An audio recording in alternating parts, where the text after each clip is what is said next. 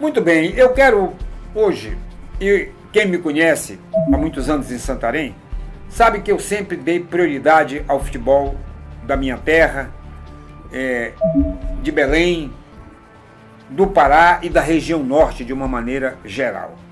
Gosto de falar de Porto Velho, gosto de falar dos acrianos, dos amazonenses, do roramense, do Pará, da turma de Macapá. Aliás, em Macapá, eu tive uma passagem com o Olímpio Guarani, que ainda está lá em Macapá, quando tive o privilégio de, ao seu lado, ser o fundador da rádio e televisão Curiaú, lá naquela terra querida em Macapá.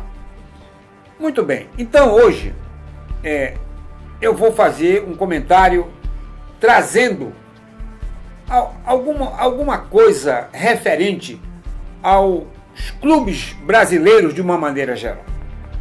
Olha, os maiores clubes do Brasil,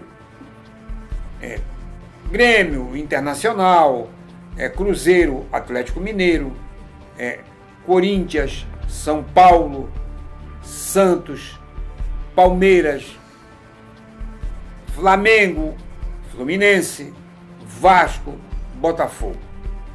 E no meio disso a gente pode falar na Chapecoense, que é um time que a gente tem que respeitar e conhecemos o trabalho que é feito ali. Pois bem, mas quando vamos fazer uma competição, que lá vai voltar para os idos, né? Em outras épocas, né? Time brasileiro, qualquer time brasileiro de ponta, né? Naquela época, Santos, São Paulo, o próprio Flamengo,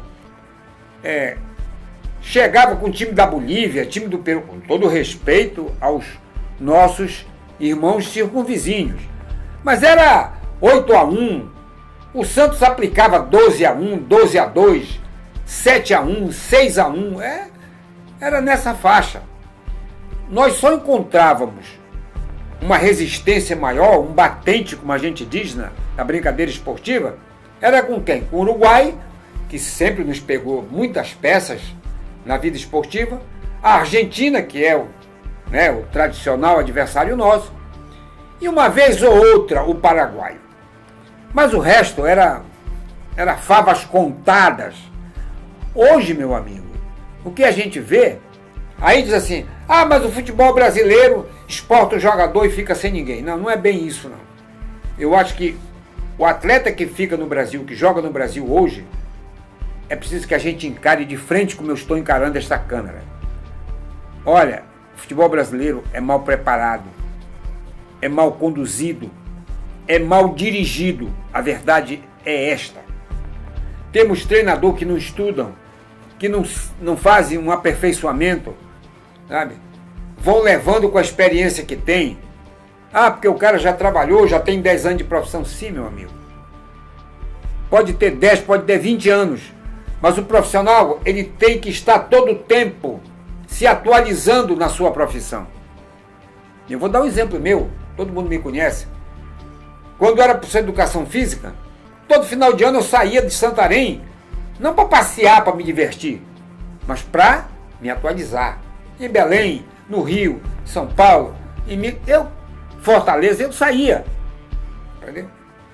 Eu me lembro que na época tive o privilégio de que a minha pessoa como professor fosse permitida a minha entrada nos treinamentos do Sumov em Fortaleza, que na época era uma equipe bicampeã brasileira, e assisti durante 4 semanas, um mês, os treinamentos do dia a dia. Então, gente, e quando voltava para Santarém, eu tinha como mostrar, passar para os meus alunos. Quando o sistema 3-1 foi implantado de futebol de salão no Brasil, que depois mudou para futsal, que é até hoje, eu fui o primeiro a introduzir, não só aqui, mas no estado do Amazonas, na Ubra, em Manaus.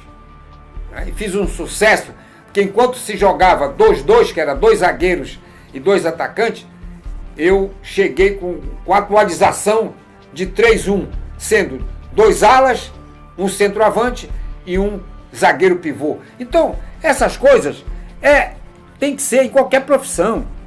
O que é que a gente vê? As equipes mal preparadas. Vamos citar exemplo. Flamengo agora. O Grêmio e Flamengo. E Atlético Mineiro, os três. Três equipes de ponta, minha gente, pelo amor de Deus.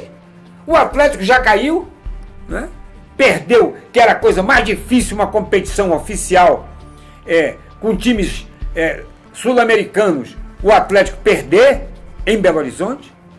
Perdeu, está fora da competição da Libertadores. O Grêmio ficou correndo por um fio, quase cai, se recuperou, não é verdade? E o Flamengo, que se cantava em verso e prosa, que já estaria classificado, que já faria parte da próxima fase da Libertadores, está correndo pelo fio porque perdeu para a LDU, compreendeu? Tá, lá tem altitude, tem tudo isso? Tem, é difícil? Mas se a preparação, porque no segundo tempo, o que é que deu para perceber? Tanto o Grêmio como do Flamengo. E não é diferente o Atlético. Estavam pisando na língua no segundo tempo. Porque há muito desgaste. Sim, meu amigo. Mas se o camarada com 21 anos, 22, 23, que é a média dos atacantes e dos jogadores hoje, que estão nas grandes equipes de ponta, hoje é difícil você ver um jogador com 34, 35 anos. Tudo é na faixa de 22, 25, 27 anos. Não correr, mesmo na altitude, 90 minutos, pelo amor de Deus. Compreendeu? Então há deficiência de preparação física, há deficiência técnica, os técnicos estão desatualizados, não é verdade? E há a de organização social. Os times brasileiros, nenhum, gente, olha o que eu estou dizendo, nenhum tem um psicólogo, não é? E aí tem os problemas, todo ser humano tem problema, com família, pessoais, não é? Mas não tem. O treinador que resolve, não, o cara isso aí é manha, tá com não sei o que, sabe? Aí o pai tá doente, a esposa tá gestante, aí o cara vai nascer o filho, ele tá com a cabeça no jogo e outra. Não há uma preparação, não se conduz o atleta. E aí, a gente tem que comparar, né, gente? Na Europa tudo é diferente. Um clube na Europa, ele contrata o treinador, o assistente, um professor formado em educação física, um assistente do professor de educação física, um fisioterapeuta, um médico, um psicólogo e um sociólogo. Né?